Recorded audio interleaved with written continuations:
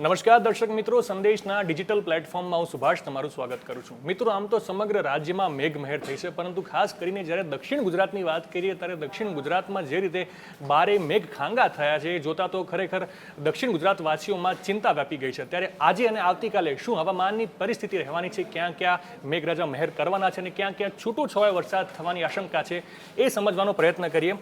ત્યારે મિત્રો, હવામાન કેન્દ્ર અમદાવાદ ભારત મોસમ વિભાગ દ્વારા જે ચિત્ર સ્પષ્ટ કરવામાં આવ્યું છે એ સમજવાનો પ્રયત્ન કરીએ તો સૌથી પહેલા કચ્છની વાત કરીએ તો કચ્છનો જે આખો જિલ્લો છે ત્યાં છૂટા છવાયા સ્થળોએ હળવાથી મધ્યમ વરસાદ થવાની આશંકા છે. એટલે આમે પણ જ્યારથી વરસાદ જે છે એમની એન્ટ્રી ગુજરાતમાં થઈ છે ત્યારથી કચ્છ જિલ્લો છે એ ક્યાંક ને ક્યાંક જોવા જઈએ તો વરસાદથી થોડા ઘણા અંશે વંચિત રહે છે એવું ચોક્કસથી કહી શકાય છે. અને એ સિવાય હવે જ્યારે સૌરાષ્ટ્રની વાત કરીએ તો મોરબી, સુરેન્દ્રનગર, જામનગર, દેવભૂમિ, દ્વારકાથી લઈને છેક ભાવનગર આખો જે સૌરાષ્ટ્રનો જે પટ્ટો છે ત્યાં કેટલાક સ્થળોએ હળવાથી મધ્યમ વરસાદની આગાહી છે. એટલે એમ કહી શકાય કે સૌરાષ્ટ્ર ઉપર જે છે મેઘરાજા મહેરબાન થઈ શકે એમ છે.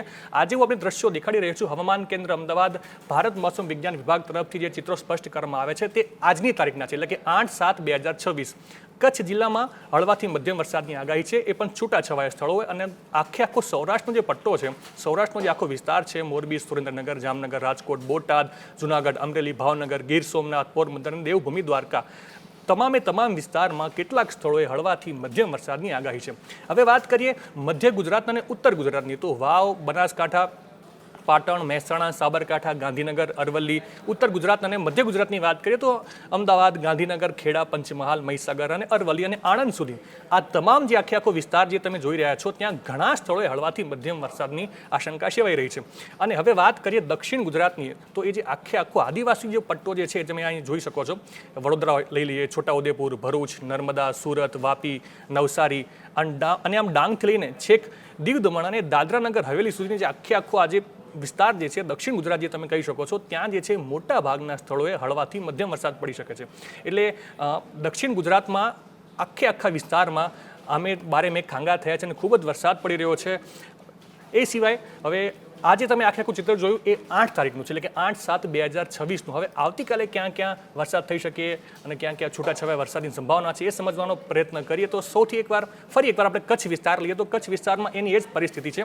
છૂટાછવાયા સ્થળોએ હળવાથી મધ્યમ વરસાદની આશંકા છે. જેમ મેં આપને પહેલાં પણ જણાવ્યું કે કચ્છ જિલ્લો આમ પણ વરસાદથી ક્યાંક ને ક્યાંક આ વખતના વરસાદમાં વંચિત રહ્યો છે એવું ચિત્ર લાગી રહ્યું છે. અને હવે મધ્ય ગુજરાત, ઉત્તર ગુજરાત અને સૌરાષ્ટ્ર આ જે વચ્ચેનો જે ગુજરાતનો પટ્ટો છે જે ઉત્તર ગુજરાતથી લઈને છે ગુજરાતના દરિયાકાંઠા એટલે ગીર સોમનાથ સુધી ખેંચાયો છે એની વાત કરીએ તો એમાં આખું ચિત્ર અલગ દેખાઈ રહ્યું છે. ત્યાં સ્પષ્ટ લખ્યું છે કે કેટલાક સ્થળોએ હળવાથી મધ્યમ વરસાદ પડવાની આગાહી છે.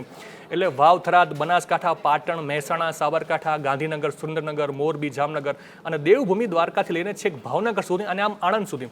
એટલે મધ્ય ગુજરાત પણ આવી જાય છે, ઉત્તર ગુજરાત પણ આવી જાય છે અને સૌરાષ્ટ્રનો આખો વિસ્તાર આવી જાય છે. આ તમામ સ્થળોએ હળવાથી મધ્યમ વરસાદની આગાહી છે.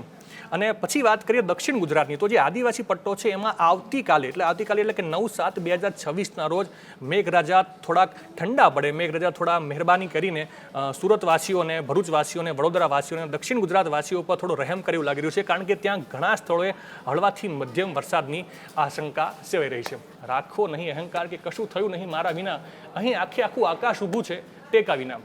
સત્તા છે ને મિત્રો એ જ્યાં સુધી સીટ ઉપર હોય ને ત્યાં સુધી સારી, પણ એવું મને લાગી રહ્યું છે કે સુરતવાસીઓના જે અધિકારીઓ છે અને તેના જે પદાધિકારીઓ, કોર્પોરેટરો છે એમની જે સત્તાનો જે નશો છે કદાચ એમના મગજ ઉપર સવાર થઈ ગયું છે. એટલા કારણે જે દ્રશ્યો ગઈકાલે સામે આવ્યા હતા કે ત્યાં ભજીયા પાર્ટી થઈ રહી હતી.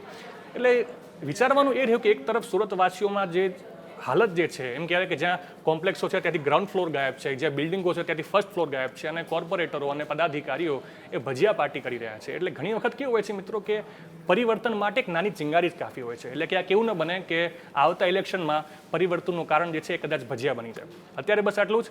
આવી જ અપડેટ માટે આપ જોડાયેલા રહેજો સંદેશ ડિજિટલ સાથે.